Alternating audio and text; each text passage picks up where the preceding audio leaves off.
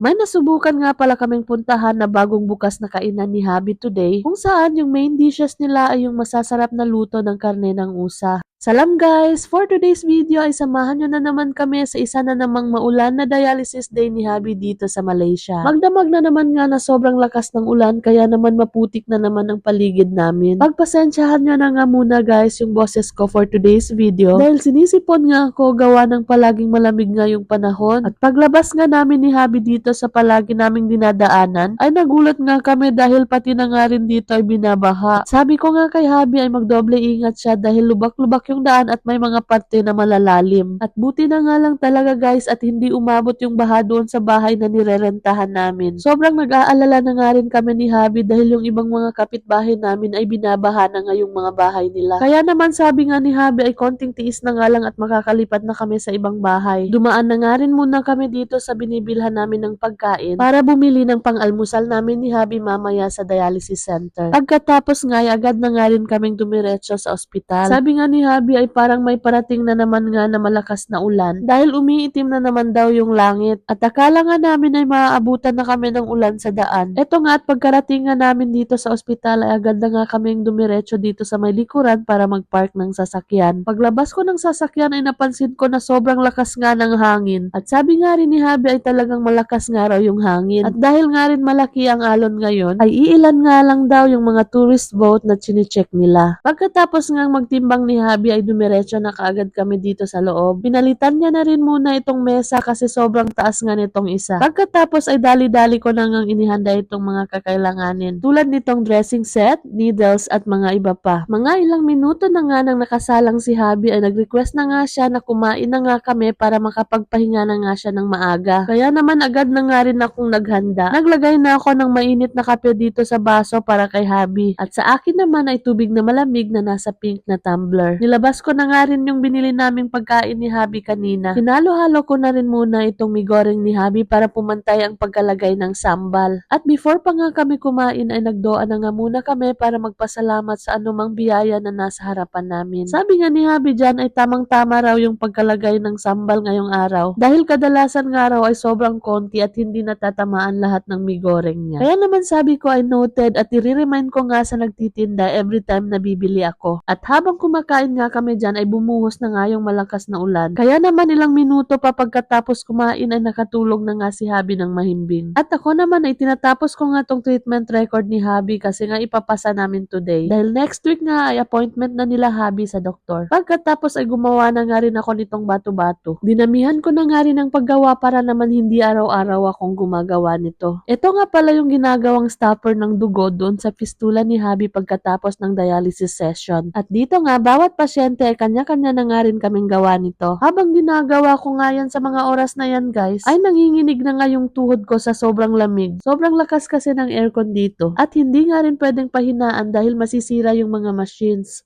At pagkatapos nga ng 4 na oras na dialysis session ni Habi, ay agad na nga rin kaming lumabas. Eto nga at hinihintay nga muna namin na lumamig yung aircon ng sasakyan. Tinanong ko nga si Habi dyan kung okay nga lang ba siya. Kaya naman pangiti-ngiti nga siya dyan. Pagkatapos ay dumaan na nga muna kami dito sa may courier service dahil may kukunin ngang document si Habi na ipinadala sa kanya. Kaso hindi pa nga daw dumarating at siguro nga ay mamayang hapon pa. Kaya sabi ni Habi ay balikan na nga lang daw namin mamayang hapon. Pumunta na nga rin kami dito sa Saba Electricity para magbayad ng kuryente. Ilang araw nga rin na down yung system nila kaya naman hindi kami nakabayad on time. Dahil online na nga sila ulit today kaya nagbayad na nga kami kaagad. Before pa magamit yung pambayad at makalimutan pa. At sa mga oras nga na yan ay sobrang late na nga for lunch kapag pag-uwi namin sa bahay ay magluluto pa ako. Kaya naman naghanap na nga lang kami ng makakainan ni Habi. At tamang-tama nga at may nadaanan nga kami ditong isang kainan na nagsiserve ng iba't ibang luto ng karne ng usa. Paborito rin namin kainin to noon pa guys. Kaso nang tumigil ngang magtinda yung dating kinakainan namin ay napakahirap nang maghanap ng ganito. Ilang sandali pa nga ay dumating na yung mga order namin. Black pepper nga pala yung lutong in-order ni Habi at yung sa akin naman ay yung may halong luya. At sa itsura pa nga lang ay mukhang masasarap na. Kaya naman before nga kami kumain ay nagdoa na muna kami ni Habi para magpasalamat sa mga biyayang nasa harapan namin. At pagkatikim nga namin ni Habi dyan sa ulam namin ay nasabi nga namin na not bad yung pagkaluto luto. Bibihira lang kasi dito yung mga kusinerong marunong talagang magluto ng karne ng usa. Sabi nga ni Habi kapag nga raw hindi marunong magluto nito, ay hindi raw malalasahan yung unique na lasa ng karne. Kaya naman pala kahit bagong bukas pa lang itong kainan na ito, ay marami na rin kumakain dito at nagti-take out. At habang kumakain nga kami dyan ni Habi ay parang may kulang pa nga. Dahil mahilig nga kami ni Habi sa maanghang ay kulang nga ng anghang. Kaya naman tinanong ko na nga rin yung staff nila kung meron nga ba silang chili blend. At ang sabi naman ay wala nga raw. Sweet and spicy soy sauce nga lang yung meron sila kaya yun na lang yung hiningi ko. Ayan at agad na ngang hinatid ng staff sa mesa namin. Not bad din pala itong spicy soy sauce nila dahil super anghang. At pagkatikim ko nga nitong ulam na nilagyan ng spicy soy sauce ay sobrang perfect na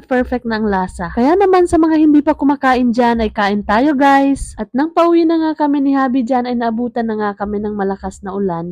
And that's all for today. Thank you for watching. See you on my next vlog.